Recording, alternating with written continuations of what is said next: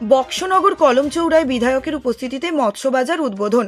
মৎস্য চাষীদের জন্য বিভিন্ন প্রকল্প চালু করে সরকার জীবিকা অর্জনের পাশাপাশি আত্মনির্ভর করে তুলেছে বললেন বিধায়ক। ত্রিপুরা মৎস্য দপ্তরের উদ্যোগে মৎস্য চাষীদের স্বার্থে বিভিন্ন প্রকল্প চালু করেন। এর মধ্যে মাছ বিক্রির উদ্দেশ্যে মার্কেট শেড নির্মাণ একটি জনমুখী প্রকল্প। তাই বক্সনগর ব্লক মৎস্য দপ্তরের উদ্যোগে উত্তর কলমচৌড়া সরকারি উদ্যোগে মৎস্য বাজার নির্মাণ করেছে, যার নির্মাণ ব্যয় 10,91,000 টাকা।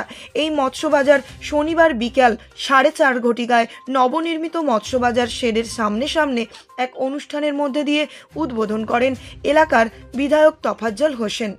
এই অনুষ্ঠানে উদ্বোধক তফাজ্জল হোসেন ছাড়াও প্রধান অতিথি হিসেবে উপস্থিত ছিলেন বক্সনগর পঞ্চায়েত সমিতির চেয়ারম্যান সঞ্জয় সরকার, বক্সনগর সমষ্টি উন্নয়ন আধিকারিক প্রণয় দাস, সোনামুড়া মহকুমার মৎস্য তত্ত্বাবধায়ক রনেন দেবরায়, ব্লক আধিকারিক তরিকুল ইসলাম। এই অনুষ্ঠানে সভাপতিত্ব করেন গ্রাম পঞ্চায়েতের প্রধান সাবিত্রী দাস।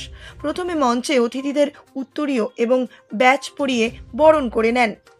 তারপর বিধায়ক তফাজ্জল হোসেন প্রদীপ প্রজ্বলনের মধ্যে দিয়ে অনুষ্ঠানের শুভ সূচনা করেন।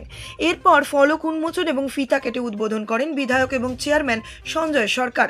স্বাগত বক্তব্য রাখতে গিয়ে মহকুমা মৎস্য দপ্তরের তত্ত্বাবধায়ক রনেন দেবরায় বিস্তারিত তথ্য দিয়ে মৎস্য দপ্তরের উন্নয়নমূলক বিভিন্ন কর্মসূচি আলোচনা করেন।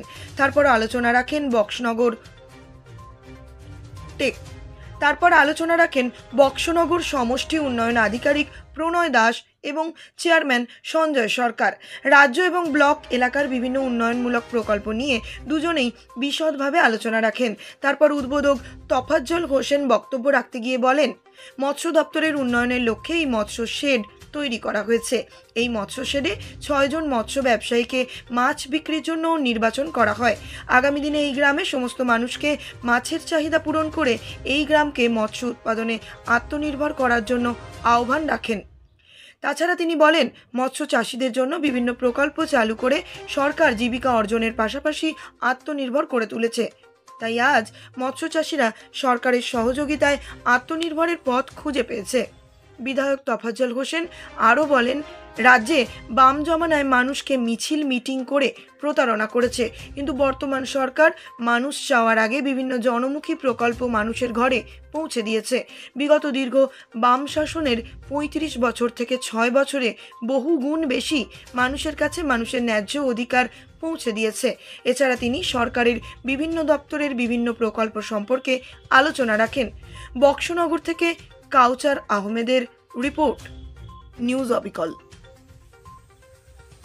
যদি ক্রেতা থাকে 50 জন, তাহলে 100 টাকা কিলোর মাছটা হয়ে যাবে 300 টাকা কিলো। আর যদি 10 কিলো মাছের ক্রেতা থাকে 2 জন বা 3 জন, তাহলে 100 টাকাটা কমে 50 টাকায় চলে আসবে। তো যার জন্য আমরা যদি নিজের খাদ্য, যেটা একদম নিত্য প্রয়োজনীয় জিনিস, আমাদের যেমন ভাত খেতে হবে, তার সাথে মাছও লাগবে। আমরা যেমন জমিতে নিজের জমিতে ধান চাষ করি, মাছটাকে যদি আমরা সেভাবে নিয়ে নেই, মাছে ভাতে বাঙালি, সেটা বলা কথার কথা চলে। আসলে আমরা মাছে ভাতে বাঙালি। সেই মাছটাকে যেভাবে আমরা জমির মধ্যে ধ্যান দিই ধান চাষের জন্য, সেটা যদি আমরা পুকুরেও ধ্যান দিই, তাহলে আমাদের যে চাহিদাটা, বাজারে মাছের দাম অনেকটা কমে যাবে।